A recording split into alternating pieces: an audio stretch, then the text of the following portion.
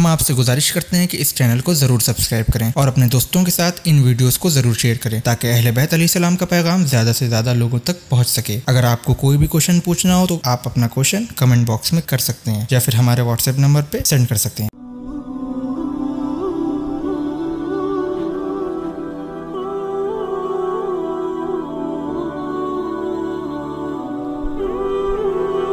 لا حول ولا قوة إلا بالله العلي العظيم أعوذ بالله السميع العليم من الشيطان اللعين الرجيم بسم الله الرحمن الرحيم الحمد لله رب العالمين الصلاة والسلام على خاتم المرسلين وأهل بيته الطيبين الطاهرين اما بعد فقد قال رب العالمین فی کتابہ المبین بسم اللہ الرحمن الرحیم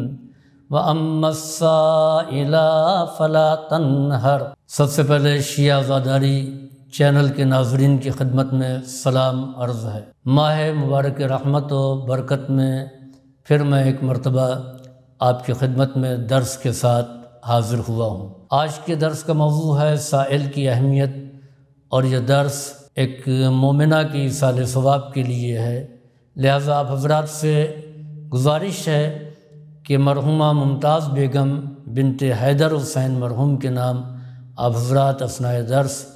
سورہ الحمد اور سورہ توحید کی تلاوت کر کے ایصال فرما دیں۔ دین اسلام نے جہاں تمام حقوق بیان کیے ہیں وہیں پر سائل کے حق کو بھی بیان کیا ہے۔ دنیا کی کسی سماج میں، کسی معاشرے میں دینے والے کا حق تو ہے، لیکن لینے والے کا کوئی حق نہیں بیان کیا گیا ہے۔ اکثر لوگ یہ سمجھتے ہیں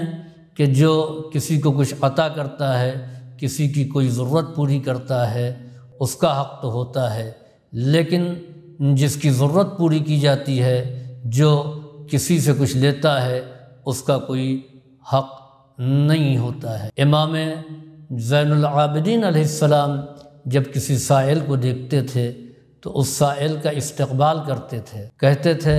کہ مرحبا بمن یحمل زادی الی آخرتی، کیا کہنا مرحبا اس شخص کا جو میرا زاد راہ یہاں سے اٹھا کر کے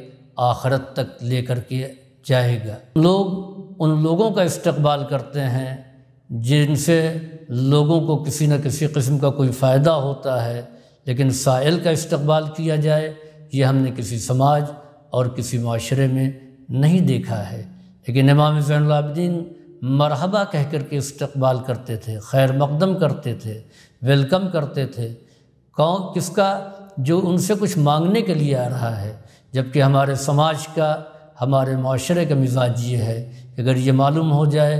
کہ یہ آنے والا ہم سے کچھ طلب کرے گا تو ہم یہ چاہیں گے کہ اس سے ملاقات نہ کریں، یا ہم اس طریقے سے دائیں بائیں ہو جائیں گے کہ سامنے والا ہم کو نہ دیکھنے پائے۔ امام فرماتے ہیں کہ مرحبا، یہ مرحبا امام نے سائل کے لیے کہا ہے، اور پھر فرمایا کہ اس کا اتنا بڑا احسان ہے کہ بمن یحمل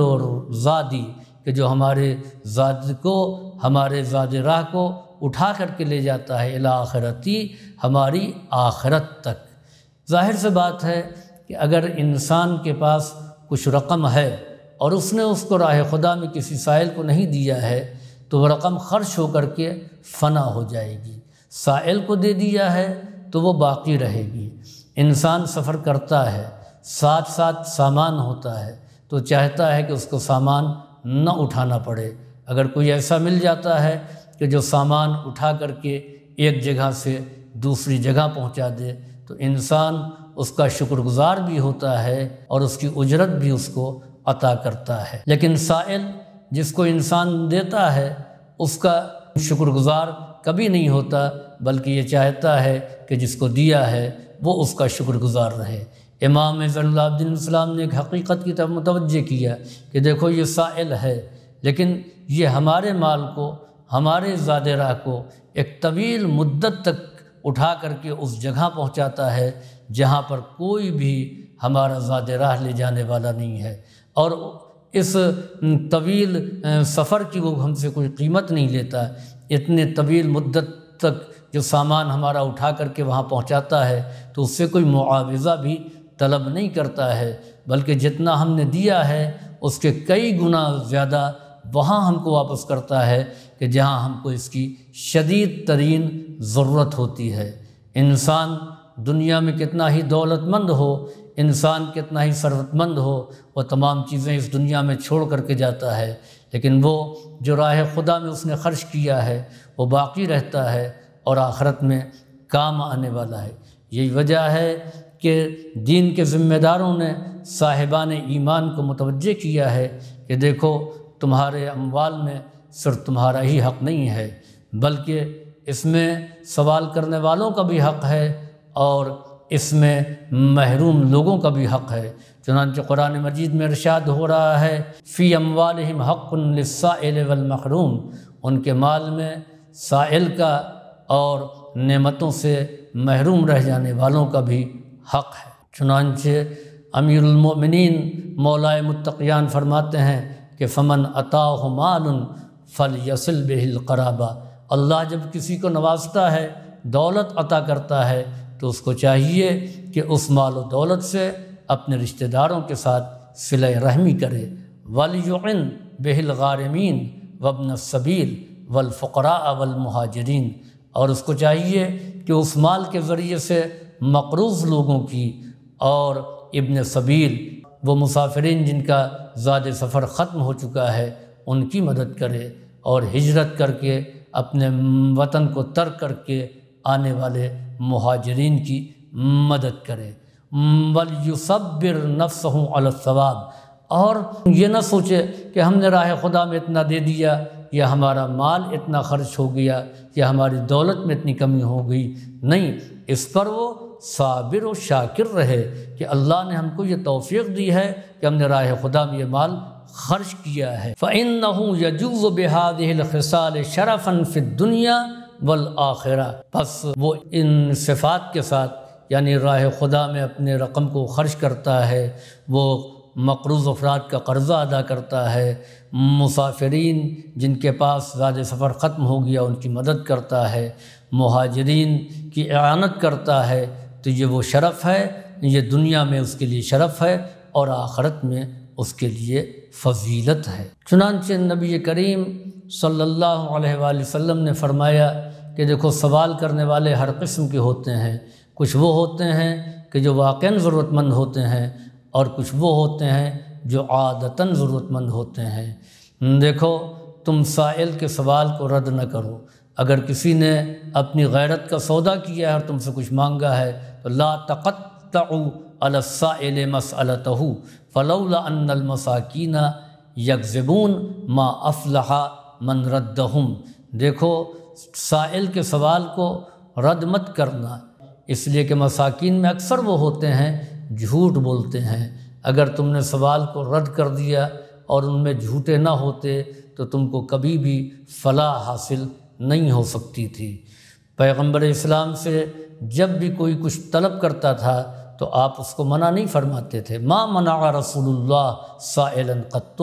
رسول اللہ صلی اللہ علیہ وآلہ وسلم کسی سائل کو کبھی منع نہیں کرتے تھے،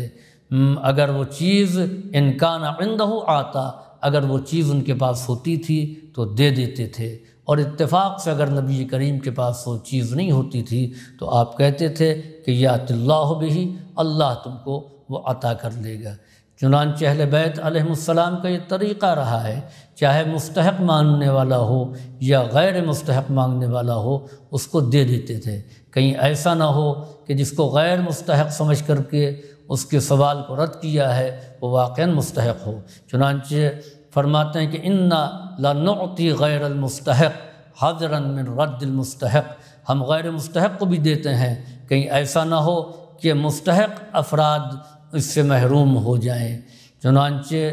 کسی سائل کو عطا کرنے کی اہمیت کے بارے میں اگر کسی کو معلوم ہو جائے تو کبھی کسی سائل کے سوال کو رد نہیں کر سکتا۔ امام جعفر صادق علیہ السلام فرماتے ہیں کہ لو یعلم السائل ما علیہ من الوزر ما سأل احد احدا، اگر کسی کو یہ معلوم ہو جائے کہ سائل کے سوال کو رد نہ کرنے کا ثواب کتنا ہے تو کبھی بھی کسی سائل کے سوال کو وہ رد نہیں کرتا۔ اور چنانچہ اس لیے بھی منع کیا گیا کہ کبھی پروردگار عالم صرف سائل کو ہمارے پاس امتحاناً بھیجتا ہے۔ چنانچہ نبی کریم نے فرمایا رد السائل ببذل یسیر، دیکھو سائل کو کچھ نہ کچھ دے کر کے واپس کرو، او یلین و رحمت، یا اس کو نرمی سے سمجھا کر کے واپس کرو، جھڑکو نہیں۔ فاما السائل فلا تنہر، دیکھو سائل سے جھڑک کر کے بات نہ کرنا۔ فإنہ یاتیکم من لیس بإنس ولا جان، اکثر سوال کرنے والے وہ نہ انسانوں میں سے ہوتے ہیں وہ نہ جناتوں میں سے ہوتے ہیں، بلکہ خدا یہ جاننا چاہتا ہے ینظر کیف صنعکم فیما خولکم اللہ، اکثر اللہ یہ آزماتا ہے، تم کو یہ دیکھنا چاہتا ہے کہ جو کچھ تم کو اللہ نے اپنی نعمتوں میں سے عطا کیا ہے تم ان نعمتوں کے ساتھ کیا کرتے ہو۔ چنانچہ کسی سائل کے سوال کو رد نہیں کرنا چاہیے۔ اکثر جو ہے سوال کرنے والا محتاج نہیں ہوتا، بلکہ خدا امتحان لینے کے لیے سائل کو بندوں کے پاس بھیجتا ہے۔ امام محمد باقر علیہ السلام فرماتے ہیں وَلَوْ يَعْلَمُ الْمُعْطِي مَا فِي الْعَطِيَّةِ مَا رَدَّ أَحَدٌ أَحَدًا، اگر یہ معلوم ہو جائے دینے والے کو کہ دینے میں کتنا ثواب ہے تو کبھی بھی کسی بھی سائل کو وہ واپس نہیں کرے گا۔ اسی کے ساتھ ساتھ جہاں سائل کے سوال کو رد کرنے سے منع کیا گیا ہے کہ اگر تم سے کسی نے کچھ طلب کیا ہے، تم سے کسی نے کچھ مانگا ہے تو خبردار تم اس کے سوال کو رد نہ کرنا۔ دوسری طرف مانگنے کی مذمت بھی کی گئی ہے کہ دیکھو خبردار کسی کے آگے ہاتھ نہ پھیلانا۔ کن لوگوں کو سوال کرنے کی اجازت ہے؟ وہ لوگ جن کے ذمے کسی کی کفالت ہو وہ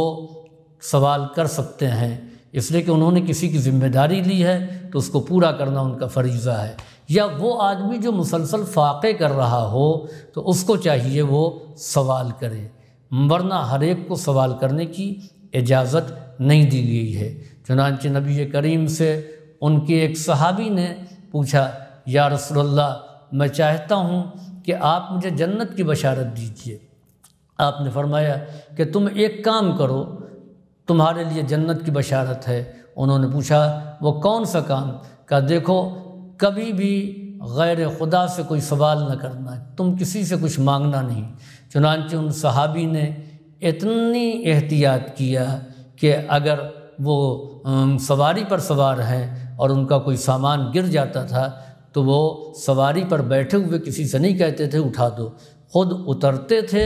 اور اترنے کے بعد میں اس سامان کو اٹھاتے تھے۔ کبھی بھی پوری زندگی انہوں نے سوال نہیں کیا ہے۔ تو ایک طرف سوال کرنے کی مذمت کی گئی ہے اور دوسری طرف سائل کے سوال کو رد کرنے سے منع کیا گیا ہے۔ یہ ماہ مبارک رمضان برکت کا مہینہ ہے، یہ مہینہ فضیلت کا مہینہ ہے۔ اس میں اگر 1 درہم دیا جائے تو عام دنوں میں 1 درہم دیا جائے، اور اس ماہ میں اگر 1 درہم راہ خدا میں دیا جائے تو عام دنوں سے کئی گنا زیادہ ثواب اس مہینے میں کسی کو عطا کرنے کا ہے۔ لہٰذا اللہ نے ہم کو جو بھی نعمتیں دی ہیں ان نعمتوں کے ذریعے سے ہم جو ہیں وہ دوسروں کو بھی مستفیض کریں، کیونکہ پروردگار عالم اپنی نعمتوں کے ذریعے ہم کو مستفیض کر رہا ہے، تو ہمیں چاہیے کہ بندگان خدا تک اللہ کی دی ہوئی نعمت کو پہنچائیں۔ بہت سے ایسے لوگ ہیں کہ جو افطار کے وقت بھی جن کے پاس سامان نہیں ہوتا ہے، ذرا ان کے دسترخوان میں دیکھیں، اور بہت سے ایسے غیرت دار ہیں جو کسی سے مانگتے نہیں، کسی سے طلب نہیں کرتے ہیں، کسی کے آگے ہاتھ نہیں پھیلاتے ہیں۔ لہٰذا گزارش ہے کہ ہم ان لوگوں کا پتہ لگائیں، ان لوگوں کے بارے میں دریافت کریں کہ وہ کس طریقے سے زندگی گزار رہے ہیں، اور ان کے گھر تک جو ہے ہم سامان کو پہنچانے کی کوشش کریں۔ یقیناً یہ وہ عمل ہے جو راہ خدا میں بے پناہ مقبول ہے۔ اور چنانچہ اپنے مرحومین کے ایصال ثواب کے لیے جہاں بہت سے ذرائع ہیں، اس میں سب سے اہم چیز یہ ہے کہ مرحومین کی طرف سے راہ خدا میں صدقہ دیا جائے، ضرورت مندوں کی ضرورت کو پوری کیا جائے۔ بعض روایات میں ہے کہ نماز وحشت سے کہیں زیادہ مرنے والے کے لیے جو چیز باعث ثواب بنتی ہے وہ یہ ہے کہ دفن کی پہلی رات مرحوم کی طرف سے صدقہ دیا جائے، مرنے والے کی طرف سے کار خیر کیا جائے۔ لہٰذا حضرات سے گزارش یہ ہے کہ جو لوگ اس درس کو سن رہے ہیں وہ اپنے اپنے مرحومین کے لیے جہاں قرآن پڑھوا رہے ہیں، جہاں ان کے لیے ماہ مبارک میں وہ نمازیں پڑھوا رہے ہیں، وہیں ان کی طرف سے ضرورت مندوں کی ضرورت کو پوری کریں، ان تک جو ہے وہ ضرورت کے سامان کو، افطار کو پہنچائیں۔ بہت سے یتیم بچے ہیں جو محروم رہتے ہیں، جن کے والدین، بہت سے یتیم بچے ایسے ہیں کہ جو ماہ مبارک رمضان کے بعد عید میں نئے لباس سے محروم رہتے ہیں، تو ہم ان بچوں کے بارے میں معلوم کریں اور ان بچوں تک نیا لباس پہنائیں تاکہ وہ عام بچوں کی طرح سے عید کی خوشی میں شریک ہو سکیں۔ السلام علیکم ورحمۃ اللہ وبرکاتہ۔ شیعہ زداری، پیغام اہل بیت کو پہنچانے کا راستہ۔